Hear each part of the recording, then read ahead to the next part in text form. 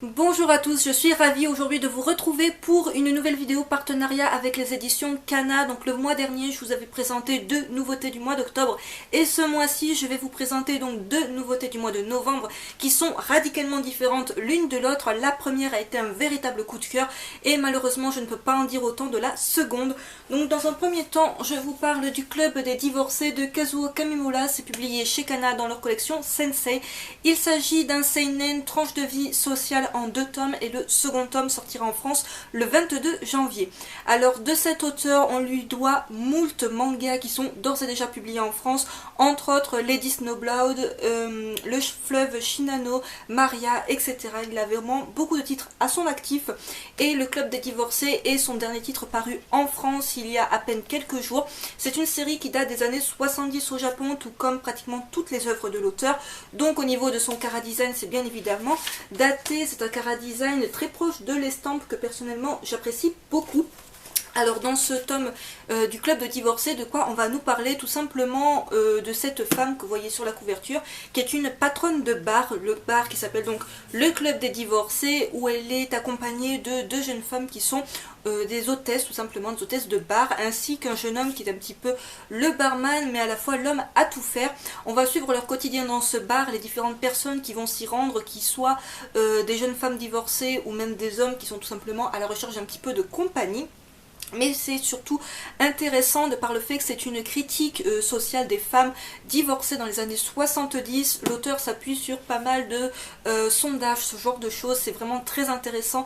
Il y a un petit côté historique intéressant. Alors, du fait que ça parle de femmes divorcées, ce n'est pas spécialement un titre qui va toucher plus particulièrement les femmes que les hommes. C'est vraiment un titre que je recommande à tout le monde, bien qu'il y ait quelques scènes un petit peu dénudées et parfois des paroles un petit peu crues. Du fait de ce fait-là, du coup, je ne le conseillerais pas aux plus jeunes.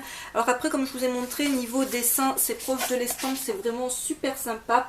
Le tome est vendu au prix de 18 €. Certes ça peut paraître un petit peu cher, mais comme vous le voyez c'est du grand format et il est tout de même assez épais. Ce que j'ai vraiment beaucoup apprécié dans ce premier tome, c'est tout particulièrement le personnage principal, c'est-à-dire cette femme qui tient un club. Et en fait c'était bon, déjà c'était pas hyper bien vu. Elle a un look un petit peu rétro du fait qu'elle soit toujours habillée en kimono, ce qui fait, je sais pas, elle me fait penser un petit peu à une espèce de geisha. C'est une femme très charismatique qui semble totalement inaccessible pour les hommes. Alors c'est une femme divorcée de seulement 25 ans et quand on la voit on a l'impression que c'est une femme beaucoup plus mûre que cela. Elle a une petite fille mais c'est sa mère qui s'en occupe puisque voilà, elle n'a absolument pas le temps et elle n'a pas non plus cette fibre on va dire maternelle, cet instinct maternel. Du coup c'est sa mère qui s'occupe de sa fille. On va voir un petit peu d'ailleurs son histoire avec sa fille et on va bien voir que sa fille lui fait payer assez chèrement le fait de l'avoir laissée un petit peu toute seule. Son ex-mari, elle n'arrive pas trop à s'en débarrasser. C'est également un type qui a une histoire pas très drôle. Donc voilà, c'est pas le genre de lecture que je vous recommande si vous êtes en pleine déprime parce que ça date, enfin, ça traite d'une époque un petit peu difficile. Le statut des femmes divorcées dans les années 70 au Japon, c'était pas spécialement ce qu'il y avait de plus évident, mais c'est une période où les femmes, enfin, où les divorces sont un peu plus nombreux que précédemment, puisqu'à l'époque, en fait, on restait mariés même s'il n'y avait plus d'amour, de sentiments, tout ça. Alors que là, on voit enfin le destin de femmes qui ont pris le choix d'être seules, de s'assumer seules et voilà, de la difficulté qu'elles peuvent avoir au quotidien. Donc l'histoire de ce personnage, rien qu'à cela, ça vaut le détour. Il y a vraiment un gros panel de personnages qu'on va suivre qui vont toujours tourner dans ce club. Donc voilà, un très très bon premier tome, que vous ayez lu ou pas déjà quelque chose de ce mangaka, c'est-à-dire que je vous recommande. Personnellement, j'ai déjà acheté les 3 tomes de Lady Snowblood, qui est pour information le titre qui inspira Tarantino pour Kill Bill. Donc ce titre là je vous en parlais dans le book haul du mois de novembre. Je n'ai pas encore commencé à le lire mais je pense que ça va énormément me plaire puisque c'est un petit peu, déjà c'est très similaire niveau dessin, il me semble que c'est à peu près de la même époque.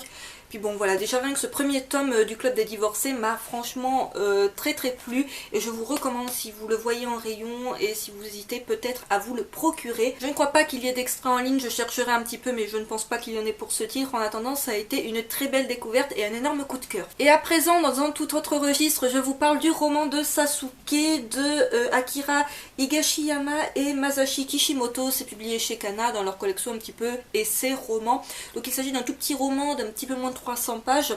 Et pourquoi je l'ai demandé alors que voilà, quand Kana m'a demandé qu'est-ce que je voulais pour le mois de novembre, je voulais absolument ce titre là. Et je voulais également le roman de Sasuke, du simple fait que le résumé que j'avais lu, qui voilà disait un petit peu de quoi parlait ce roman, me donnait franchement envie, et malheureusement ça n'a pas été ça n'a pas été vraiment ce que j'attendais. Alors de quoi nous parle ce roman très brièvement? Alors attention spoil, si vous n'avez rien lu de Naruto, si vous commencez à peine les premiers tomes de Naruto, ce que je vais dire là risque de vous spoiler. Si vous êtes à jour ou même si vous avez lu un peu plus de la moitié, on va dire au niveau des Shippuden, tout ça, aucun spoil dans cette vidéo.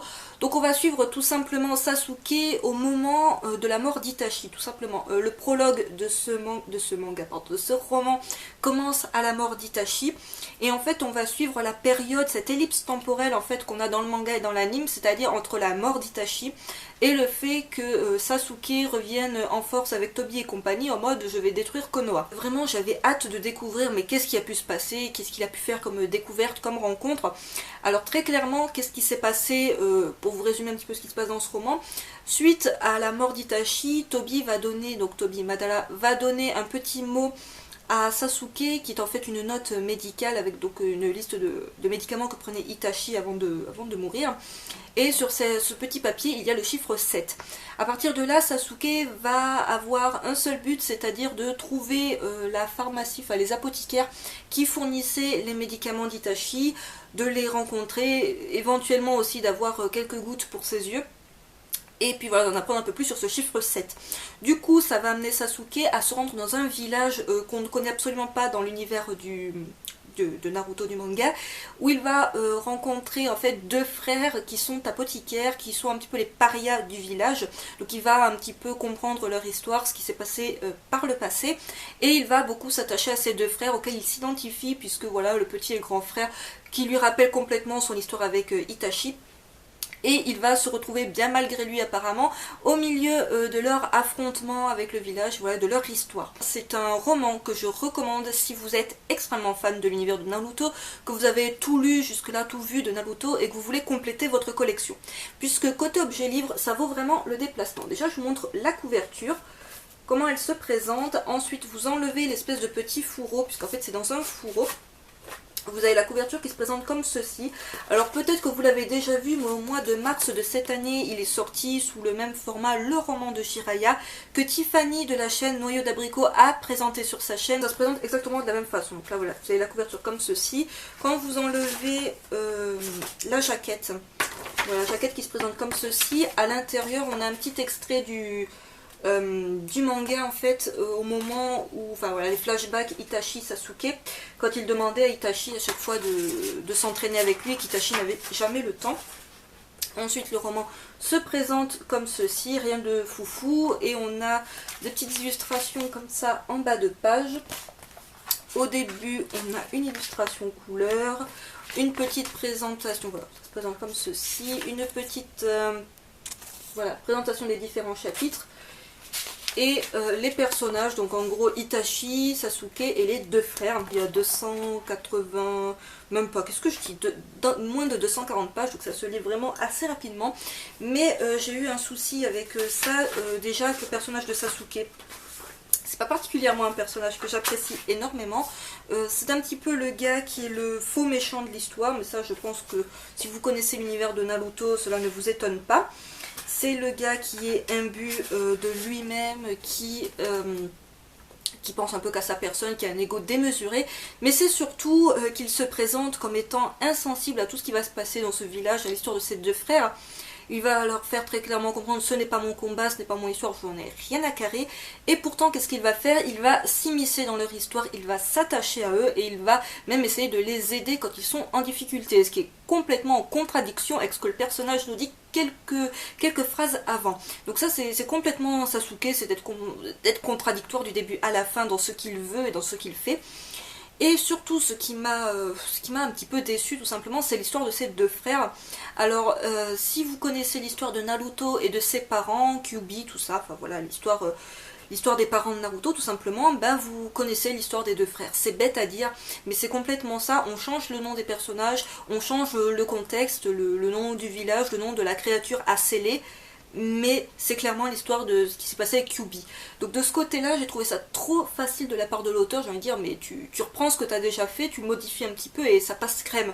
Non, ça passe pas crème tant que ça, parce que bon voilà, finalement on s'y attend, on s'attend à comment ça va se finir et tout ça, tout ça. Il y a une espèce de faux méchant en carton dans ce village qui est censé un peu foutre la pagaille et tout, mais c'est le gars tellement faux méchant là encore, enfin pas faux méchant parce que oui il est méchant mais il n'est pas crédible du tout. Donc pour conclure, je dirais que ce n'est pas une mauvaise lecture, disons que moi je m'attendais à un truc vraiment vraiment révélation, alors qu'en fait le seul truc qu'on va apprendre c'est comment Sasuke voit Itachi. Puisque Toby lui dit au tout début, Itachi pour la Katsuki c'est un pion qui était jetable à n'importe quel moment, pour Konoha c'est un ennemi, et pour les Uchiwa c'est un traître. Mais pour toi Sasuke, Itachi c'était qui?